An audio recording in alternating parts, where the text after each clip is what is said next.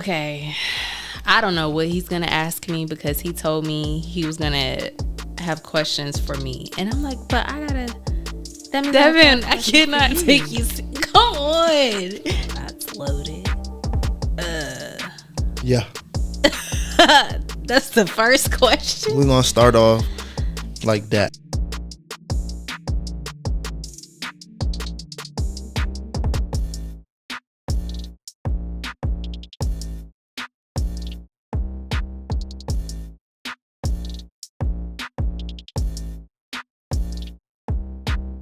Hey, what's up, guys? My name is Summyr, and this is my husband, Devon, and we are the Constantly Growing Podcast. So we've been together for 11 years, but married 3, so we know a thing or two. We've learned a couple things throughout 11 years about ourselves together. So, yeah. You can expect to laugh, grow, and continue to evolve with us. Yes, you're going to continue to evolve with us. So, yeah. Facts. Big facts. All right. Mm-hmm. Well, today I've decided Summyr is a pretty amazing person. And I thought that maybe I should ask her some questions so everybody can get to know her a little bit better. Okay. I don't know what he's going to ask me because he told me he was going to have questions for me, and I'm like, but that means I have to have questions for you. But you have questions for me another time. Okay. Oh my God. So, I don't know what you're gonna ask. I've got about like 22 questions. But since I am gonna interview, let me get my game face on. Oh, you gotta pull out the glasses. Get my game face. You know you barely wear these. You should be. Get my game you should face be wearing on. it. So we'll start. Question number 1. Devon, I cannot take you. Come on. You gonna wear one at the tip of your nose like that? It's my bifocals. Oh God. Okay. So question number 1. When did you feel that you were ready for marriage? Oh, that's loaded. Yeah. That's the first question. We're gonna start off like that. When did I feel I was ready for marriage? Yep. Oh man. Okay. All right. I don't know if there was a specific moment. I think there were moments within us dating that led me to know, like, I wanted to marry you. Like, I was good with that. Because you encompassed anything that I would have wanted in a person, plus what I didn't know I needed. Oh, you know what? I'll tell you how I knew you were the person for me. It was the night that you proposed. I don't know why that wasn't the first thing that popped in my head, but until right now, but it was Christmas Day. Don't give me the line about the year. I think it was 2018. And we were talking about, I was really sad that day, by the way, because I was missing my family and I couldn't get back for whatever reason. And you were taking me back to where I was living at the time, and we were talking about our future selves. And I just remember I was like, yeah, I just imagine myself like as this woman in like 5 years. And you were like, well, what is this woman like? And so I was like, okay, let me close my eyes. So I closed my eyes, and I literally just had a vision of myself standing in front of a mirror, and I heard the ocean waves in the background, and the sun was beaming into this room that I was in by myself. It felt completely peaceful, and I was standing in front of this mirror in a wedding dress, and I was explaining it all to you. Like, I was describing what was going on. I mean, we were so comfortable in our relationship, like talking about marriage wasn't scary. No. rose glasses. Okay. And then when I opened my eyes, you had the ring like right there. And I feel like I know God gave me that vision because he wanted me to know that this is the right thing to do, to say yes. Like, if I had any doubt, I didn't have it after that, because there's no way. I closed my eyes to describe who I was going to be in 5 years, and he showed me in a wedding dress with ocean waves in the background, knowing that the ocean brings me peace. Yeah. And that's when I knew. I was like, oh, this is my person. Okay. Mm-hmm. Okay. And I'm ready for marriage. Well, thinking back on that, that was a terrible proposal. It was okay. It wasn't. It actually wasn't. It wasn't, because how it all came about. I could do much better. Well, it's okay. We're here now. I'll re-propose to you before we celebrate. No, the only reason he's saying it's terrible is because he didn't get on one knee. He sat in the car and he had the ring like this. I think he was nervous, but I think with me explaining my vision that I had, that God gave me, because I wasn't going to propose moment, right there. I know you did. I was trying to plan something out, but I know since your family didn't live in DC at the time. Yeah, you had made it clear to me that you didn't want to, do it unless they were there, unless it was just me and you. Yeah. Well, so I have one cousin, it was like at the time, I was just like, let me just do it right now. But it was like, we were sitting in the car, so how would I have gotten on one knee in the car? I'm a pretty big guy. And if you were talking and you heard the door open, you'd have been like, where are you going? Yeah, I would have. And then that would have kind of like messed it, so it was just like, then you open your eyes. It was like... And you was like, stop playing. No. I was like, this is not real. You was like, no. You're not doing this. I was like, this is not real. It felt so surreal. Like, there is no way. I'm literally telling you, got my eyes closed, telling you what's going on. And then you got the ring right there. Yeah, that was pretty crazy. That was pretty crazy. All right. God was like, they gonna be together. Okay. Yeah. Moving on. Okay. Question number 2. Some of these questions I do know the answers to, but I have some follow-up questions to go with them. Oh, God. Like this one. Were you in any other serious relationships prior to me and marriage? No, I talked to a few people, and, I guess back then talking was just... You text, you might go on a few dates or whatever. So I guess it's like dating. But I didn't take anybody serious. Okay. But you. I'm glad you used that, because my next question is, since you weren't in anything serious before, what made you take me serious? Well, I think because we were friends first. And through our friendship, like, it just grew into me, like, really, I liked you on a different level. And honestly, I think in the beginning I kind of already knew, like, I was attracted to you, but I didn't know if I wanted to deal with all that came with you at that time. So I just, like, decided to just be your friend. And I can't just decide that. You have to decide that too. So, yeah, and then you weren't afraid to laugh. You weren't afraid to make me laugh. You weren't afraid to be yourself. And that's what I always wanted. I just wanted, somebody that was into me. Oh, and the fact that... Put my glasses the back down. fact that you never pressured me. Oh.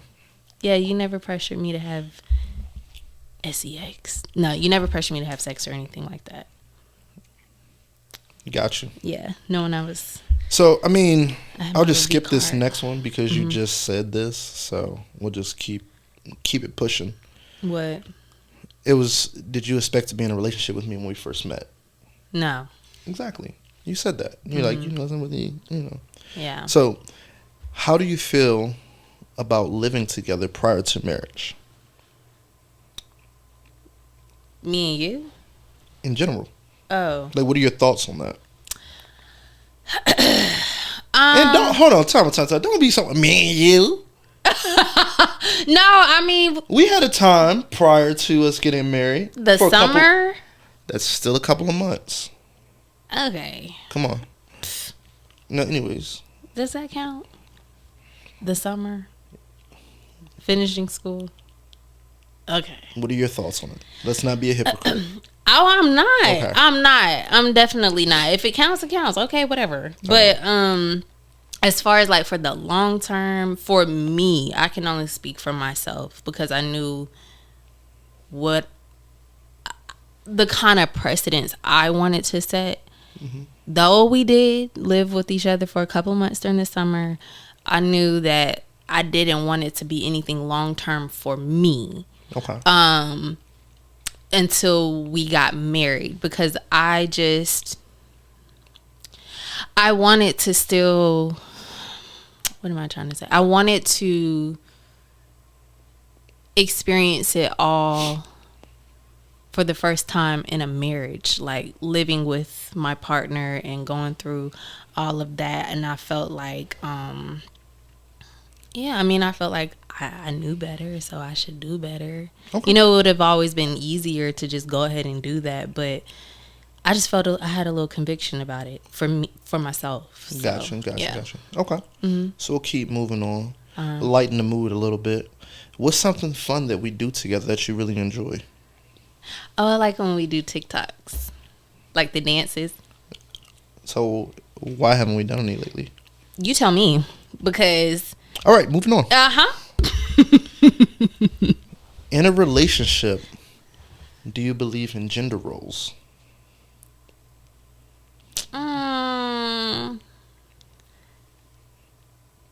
A little bit, but... So what, since you said a little bit, what kind of things... But can you, wait, first of all, expound on that. Well, I was going to say, like, what kind of things, since you said a little bit, like, what kind of things do you think will fall under the gender roles that you were saying, like, a little bit about?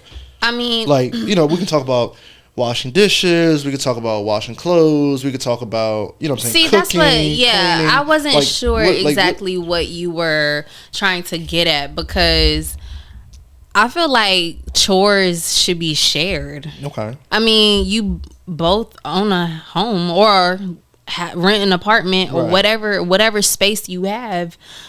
Keep it clean together. For sure. Yeah. Okay. We didn't really. I ain't washing no dishes, but he will not wash a dish. So by default, I'm always on dish duty.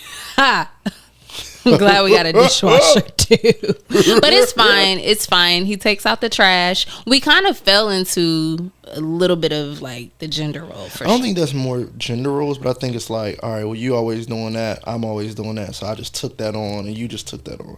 Yeah. Even though, like, you know what I'm saying, like, if you're not feeling well, you know, I may throw a dish in the dishwasher. Yeah. Or when I was pregnant, you washed my clothes because we had those stairs, and instead of me carrying the clothes, no, for sure, down all those flights, I didn't want you to slip, and you know what I'm saying, all that kind of stuff. Yeah, I had washed your dirty drawers. He did. Skid marks.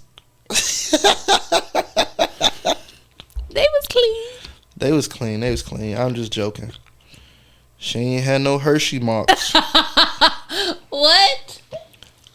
Hershey marks? You had Hershey marks as a kid? As a kid? Yeah.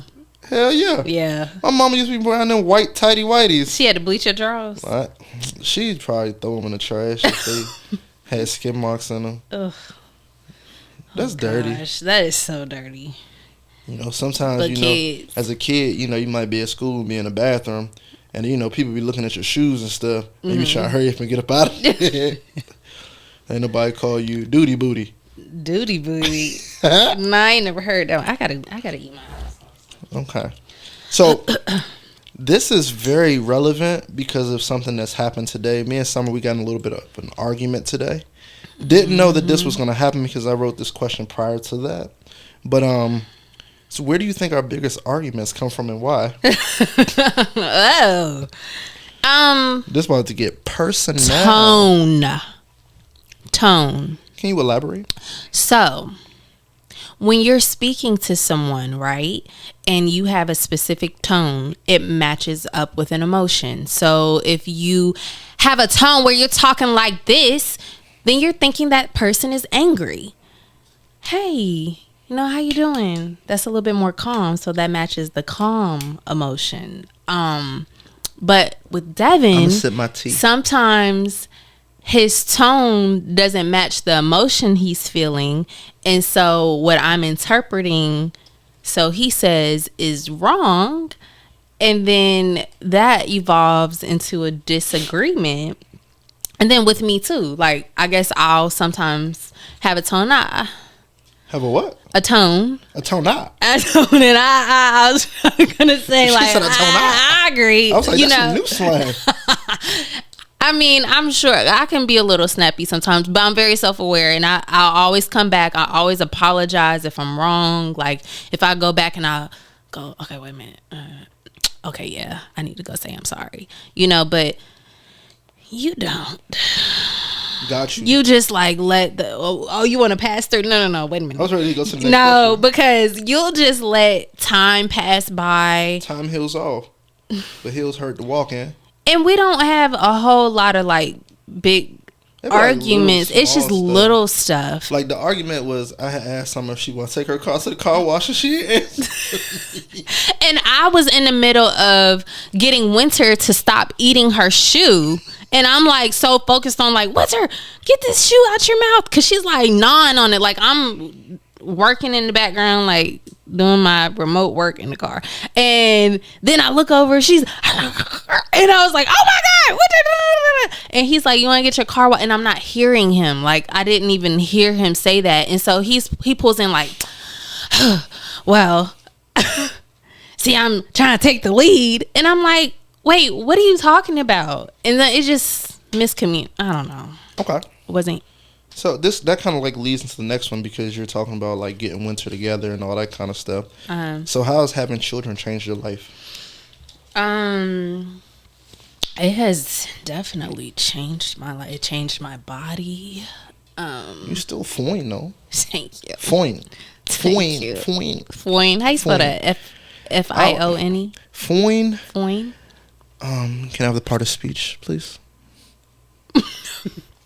This isn't the spelling bee. Okay. Yeah, no, man, it's funny because I just watched this video by Melanie Fiona. She, you guys might recognize her as a singer, but she has a podcast as well with a group of ladies. But she was talking about how she had to mourn who she was, and I definitely did that. After I had Winter, and Winter being our second baby, our rainbow baby, after I had her, because now you have a newborn to take care of, and you can't immediately jump back into things that you used to do, and my body definitely looked different this time, and just like mentally, and I was like, oh my God, like I will never get my old life back. And I kind of was sad about it for a second. I remember. Yeah. And I think I went through a little bit of depression, and I was like, it wasn't real bad. Cause I snapped out of it real quick. Cause I'm very self-aware. I knew what I needed. I needed to go to the gym. I was able to vocalize like, hey, when you get home, I gotta go to the gym. I gotta work out. I gotta get these endorphins flowing. I gotta do something to work towards feeling good. And so yeah, it definitely changed me mentally, physically, all of that. And yeah, but I realized it's okay that you will never be who you were. You just start to celebrate who you are in the present and who you're growing to be. You don't want to stay the same anyway. You want to evolve. I think you future mothers should write that down. Yeah. Rewind that. Write that down. That was good. Who's your celebrity crush? I don't know the answer to this one. I don't think I have one. Okay. I don't. Pick somebody.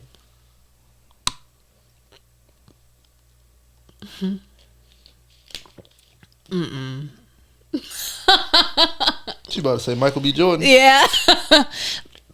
In Creed. Okay. Like in Creed. He's pretty diesel. You know what I'm saying? He was working out. Yeah, in Creed. 1 and 2. As you can see, Michael B. Jordan, in Creed, he was all six packed up and all that kind of stuff.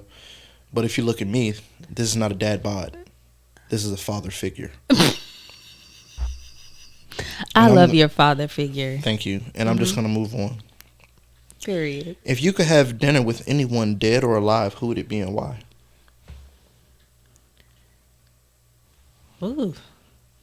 Ooh. You know what? I know most people would say Oprah. But I think I'm going to say Tyler Perry because he owns all of his stuff. And to start from where he started from and to be where he's at now and have like complete ownership of all of his projects and to have written all of that, like I just want to know more about how his mind works and how he got to that point. Like I watch a lot of his interviews. I find them really interesting, and I tend to lean towards people who really express their love for God too, because I see God in everything I do, and I want him to be God to be in everything that I do, and I like love that he always ups God, like big ups God for sure. I feel you on that. That's a good one, but I would have went with Jesus. But we're gonna keep moving on. Oh, for sure. But we're gonna keep moving on. Oh no, that's a better one. But he coming back anyway. I would keep going. The Lord coming back. We gonna see Jesus.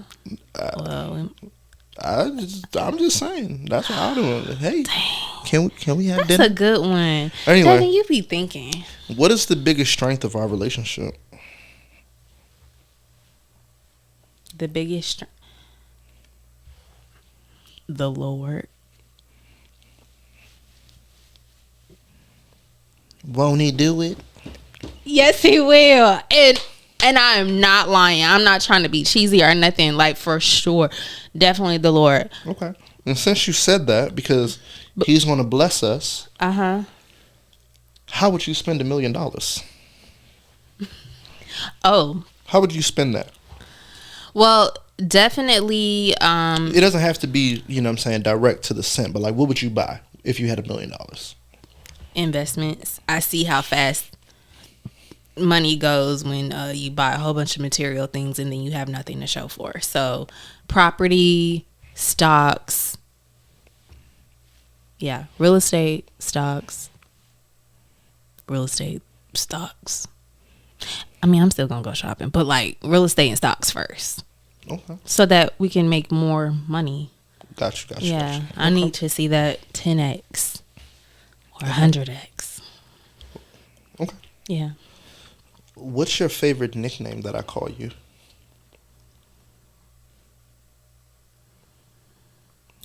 You want me to give you a few? Yeah, because I mean, you know what I'm saying? I call you Babe.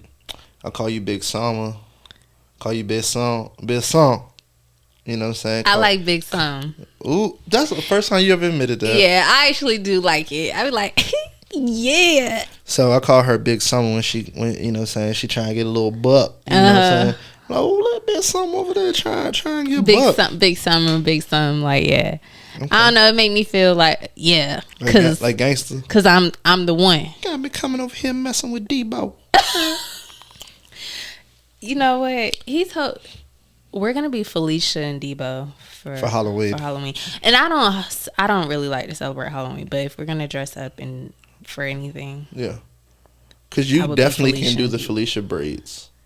I've seen them. First thing in the morning, I've seen those braids. No. Yeah. First thing in the morning. You've definitely gone to sleep with those and woke up like, whoa, what the? I didn't go to sleep with them. Yeah, I have. And we just saw her on Def Comedy Jam last night. We did. Yeah, her set was funny. It started off funny. What? Which part? When the dude had said something in the crowd, and then she said something back. Oh, yeah. She's like, I ain't the one. Oh, yeah. Or when she was like, I know they up here thinking I'm cute. Thinking I think I'm cute. And I do. So, what's your dream vacation? Dream? I mean, I have so many places I want to go. Just pick one. Like, what's like the ultimate like dream vacation? Like, what's the place where you'd be like, this is, If this was like the last vacation you could ever take. Oh, can I have like 3? No. Oh, but this is so hard to choose. I just said if it's the last vacation that you could ever take. Really? Just say 3 places. Okay. So we can move on. Thailand, Hawaii, and Bali. Okay. Okay. So for y'all that don't know, Summyr went to a fine arts school in Augusta, Georgia, Davidson Fine Arts. Yes. Might I add that my school won a national award for the Magnet School Association, something like that. I know I'm butchering whatever the association is, but within the nation, we were number 1 recognized. Yes, Davidson Fine Arts Magnet School in Augusta, Georgia, Richmond County. Richmond. Hey. Anyways. Okay, I'm just proud of my So school. she went to a school, and the ways the Summers described it to me is like High School Musical. So I would just like to know, what were you like in high school? Fun and bubbly. I was into dance, so I did ballet, hip hop, jazz, and theater. So I did theater the entire time, 6th grade through 12th. And I danced the entire time as well. I did piano only in 6th grade. Then I ditched that. All she know how to do is play Yankee Doodle. For sure. That's all I remember. Yeah, I mean, I was just fun and bubbly. Like, me and my best friend and maybe some of our other dance friends, we would always enter all the shows that we could and choreograph dances. As a matter of fact, we were like producers and directors of our own material. Look at her, little Debbie Allen. Yeah, no, for real. Yeah, we did amazing shows.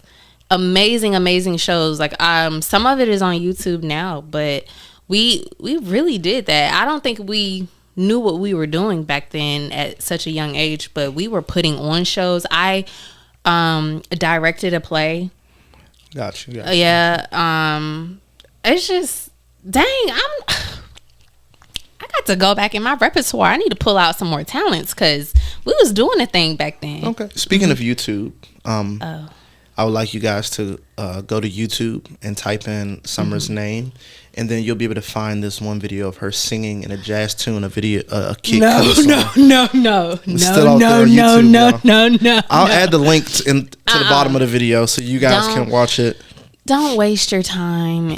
It's really nothing to see. I'll find the link, and matter of fact, I'll just add it in like the bio for this video. Okay.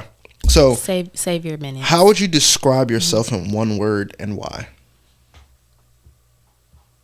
Unstoppable. I have another one though. Go ahead.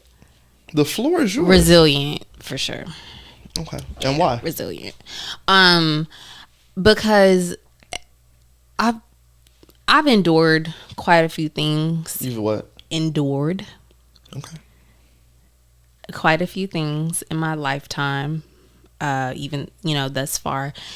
And the way that I've bounced back, nobody but God, and I feel like he gave me resilience. Like he allowed me to go through so many things that I just rose up every time. And it's so scary because you're like, oh, what else is life gonna throw at you? But just holding on to the strength that God gave me inside. Like, every time, especially with what we went through in 2020, I mean, I would have thought when that first happened that I could have just rolled over and died. But the way that I rose again, I'm like, man, there's nobody but God. I am truly resilient. That's when I really started to notice just how strong I was. Amen. Are you done? No. Oh, my God. We're almost there. Okay. We're almost at 21. We're almost there. 21. We're at question number 17. If you hear somebody say 21, what should be the next line? Can you do something for me? Okay, I just make sure I didn't have to kick her out of this show. Oh my God. Okay. What is your love language? Acts of service. We'll just keep moving along. Why? I wanna cater to you. Oh. Your dinner, your years, and so much more. All that. Okay. My leg went numb. Sir, woo. You good? Whoa. Shout out to DC. What are 3 things you would bring to a deserted island? I'm sorry, what? 3 things that you would bring to a deserted island. Oh, a deserted island. You? Oh, do you count? Because you're not a thing. I mean, that's fine. Okay. You. Oh, that's... Then I gotta say winter. I should probably keep it to, like, things. Yeah, so Not people. let's just say we're on the boat. All of us are together. Yeah. And then something was to whatever. Uh-huh. And let's just say you have any and everything on the boat. Yeah. What are the 3 things that you're going to grab outside of us? Water. My phone. And a snack. Millennials said a phone. She don't have no place to live. She ain't no tools. Oh, I ain't getting no wallet. But I can call somebody. It's deserted. You need something to kill some animals so you can eat. Dang. Because you ain't going to be no vegan on that island. I know I would starve. What would I eat? I mean, it's an island, so maybe like fish in the water. Well, yeah, I catch could be some fish. pescatarian. Jeez. Yeah. Okay. Mm-hmm. If money wasn't an issue, what would you do for a living? Money? If money was... I would do this. And I would act. I would dance. I would... Dance the night away. I would own several properties. Okay. Yeah. Look at you. Mm-hmm. What's the best gift that you've ever received?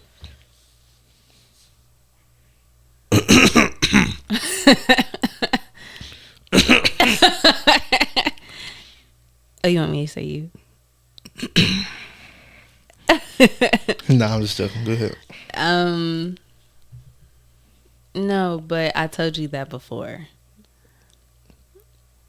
I told you were like my greatest gift.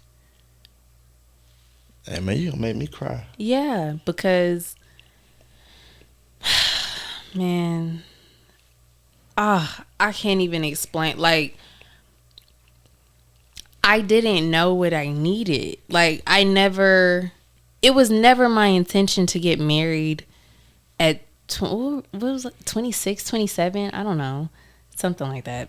I don't remember. Either way, too young for what I thought my life would look like, and it's like, I just thank God that he allowed us to meet and he allowed us to stay together and be together and have each other, because you have enhanced my life in more ways than I can count. And I'm like truly grateful. Like, through our little mini spats, which is normal. Mm-hmm. Oh my God. Like, you're always there for me no matter what. Even if we were mad, even before we were married, you would scoop me up in your arms. Like what you mad at? Yeah. Or like just consoling, even if you didn't understand or could relate to the situation. It was just like you were always there for me, always supporting me. You literally always want to see me. Oh, I knew I was gonna get her. No. You always want to see me win, and I feel like this is so ugly. And that's like a priceless gift, to have somebody that like just always wants to see you win and always supports you, because like I would have given up so many times, and I just like, God knew she needs this person to keep pushing her, and so yeah. I got your back, shorty. For sure. I got your back. Yeah. All right. Dang, I wish I'd have asked that question last. What? That would have been a great way to end. Oh, that wasn't the... No, this is the last one. This is the last question. Oh, my gosh. Question number 21. Okay. What advice would you give to your younger self? Boy, you ain't got no tissue? Hold on. That's okay. I got no it. tissue. What advice? I dried up. Okay. I hope my breath don't stink. I can't smell it. All right, bet. Okay. What advice would you give to your younger self? Oh my God.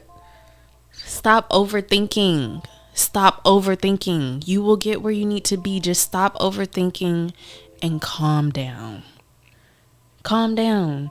I was always just thinking I was going to miss my mark.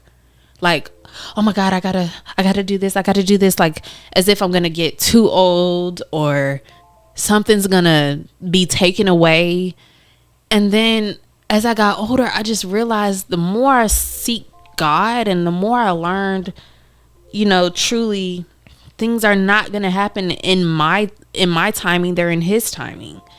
So what if I'm 35 or 40, whatever the timing is, I want to be prepared for that. I don't want to keep up something I forced myself to get or to have. I don't want that anymore. Like, I am literally living life, making decisions, you know what I'm saying? And just going with however God is leading me. And if I make a wrong decision, oh well, I'll reroute. But to just calm down, take a deep breath, stop overthinking, and just keep going. Summyr Wright Nelson, y'all. Let's give her a round of applause. That was beautiful. That's all I got for you today. You know what I'm saying? Thank you for joining me on the Devon Show. It's been real. Yeah. Okay. And one thing that we're going to do, we're going to continue to grow. The people have been here. I've thoroughly enjoyed this. I enjoyed it too. I didn't know what you were going to ask. And I think that we should tell our people to just constantly grow. Constantly grow. With Summyr and with Devon. Thank you. You guys have a good night. Like, follow, subscribe, Instagram, TikTok, YouTube. Constantly Growing Pod. Yes.